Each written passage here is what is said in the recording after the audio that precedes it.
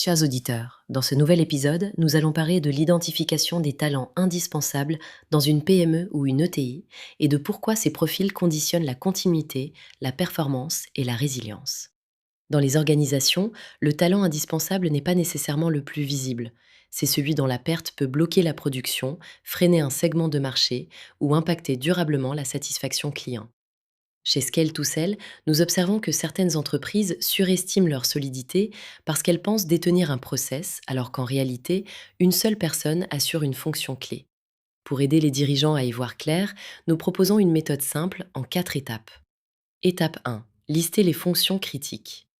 Commencez par recenser les activités qui, si elles s'arrêtaient du jour au lendemain, provoqueraient un arrêt de production, un blocage administratif ou une perte de chiffre d'affaires.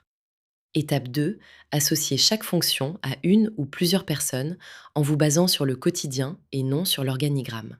Vous découvrirez souvent une dépendance forte à quelques personnes seulement. Étape 3, évaluez la difficulté de remplacement avec 3 questions simples.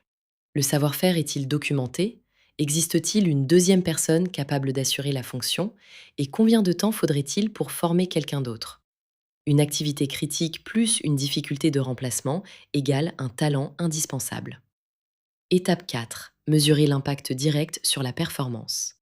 Certains collaborateurs influencent le chiffre d'affaires, la productivité ou la satisfaction client. L'objectif est d'identifier ceux dont la contribution influence réellement les résultats, sans juger tout le monde sur des chiffres personnels.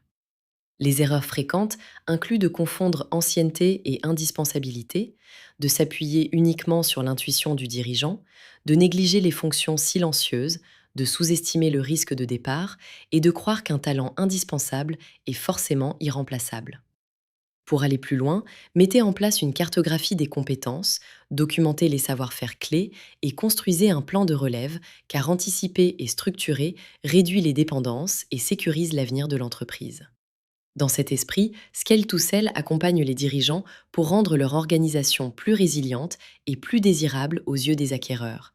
Car une société ne se vend pas, elle s'achète.